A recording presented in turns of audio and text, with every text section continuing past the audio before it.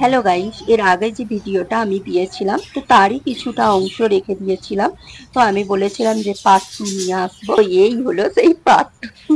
সেই পার্ট 2 তো সময়ের অভাবে কিন্তু ভিডিওটা রেডি করতে পারছিলাম না। তো আরো অনেকগুলো আমি ভিডিও শুট করেছি, তো সেগুলো কিন্তু রেডি করতে পারছি না। তো এটা এতদিন পর আমি ভিডিওটা রেডি করলাম। তো অনেকগুলো কাপড় কেচেছি, তো এর আগে দেখেছি, একটু ইগনোর করবেন, ঈশান পাপা আমার কাছেই আছে, বক বক করছে। বুঝতেই পারছেন বাচ্চারা থাকলে এরকম একটু দুষ্টুমি করে, আর ও তো খুবই দুষ্টু, একদমই শুনবে না কথা বললে। তো দেখুন দারুণ রোদ্দুর উঠেছে, কদিন তো খুব একটানা বৃষ্টি হচ্ছিল, আজকে কিন্তু দারুণ রোদ্দুর উঠেছে। তো আমি কাপড় সব রেখেও দিয়েছিলাম, আবার আজকে অনেকগুলো কাপড় নিয়েছি। ঈশান পাপা তো পাউডার মেখে একদম কি বলবো নষ্ট করে দিয়েছে ওই বিছানার চাদরটা, তো সেটাও আমি ধুয়ে দিলাম। এখন সোজা চলে এলাম কিচেনে। তো আমি পেঁয়াজগুলো কিন্তু সবসময় রেডি করেই রাখতে, দেখছি শেষ। আজকে এতগুলো কাপড় কাচা হলো, তার মধ্যে আবার পেঁয়াজগুলো কুচিয়ে নিচ্ছিল, কিন্তু রেডি করা থাকলে রান্না করার সুবিধা হয়।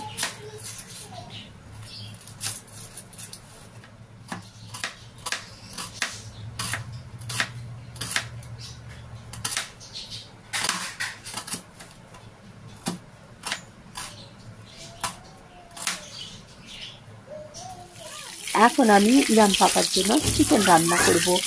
তো নিয়ে এসেছে অনেকটা, তো আমি অল্প করেই রান্না করছি, আবার কালকে বানিয়ে দেব। চিকেন কিন্তু রোজ ভালো লাগে না, আমাদের একদমই ভালো লাগে না।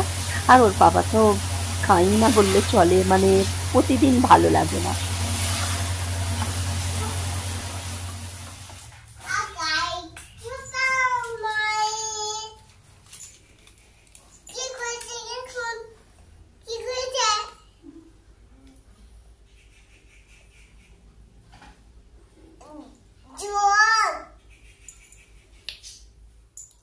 তো গাইস আরো এক বালতি আমি কাপড় কেচে নিলাম। এটা ওই রুমের যেখানে ঈশান বাবা পাউডার ফেলে ভূত হয়ে বসেছিল। অনেকেই কিন্তু ওই ভিডিওটা দেখেছে, সবাই বলেছে ভূত হয়েছে, কে বলছে সাবাস বাবু, মানে আমি তোমার সাথে আছি, এইভাবে দুষ্টুমি করছে বলে। তো খুব ভালো লাগলো কিন্তু কমেন্টস গুলো দেখে, হাসিও পাচ্ছিল।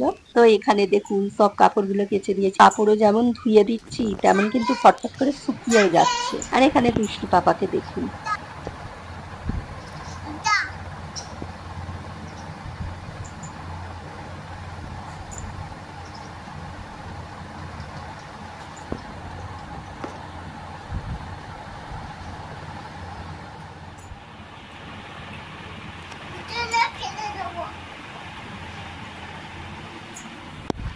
গাইস এই ছিল সেদিনকার ভিডিও শুট। এখন আমি সবশেষে ঘরটা মুছে নেব। আজকে ব্লগটা আমি এখানেই এন্ড করলাম। ভালো লাগলে অবশ্যই চ্যানেলটাকে সাবস্ক্রাইব করে পাশে থাকবেন। Thanks for watching and take care.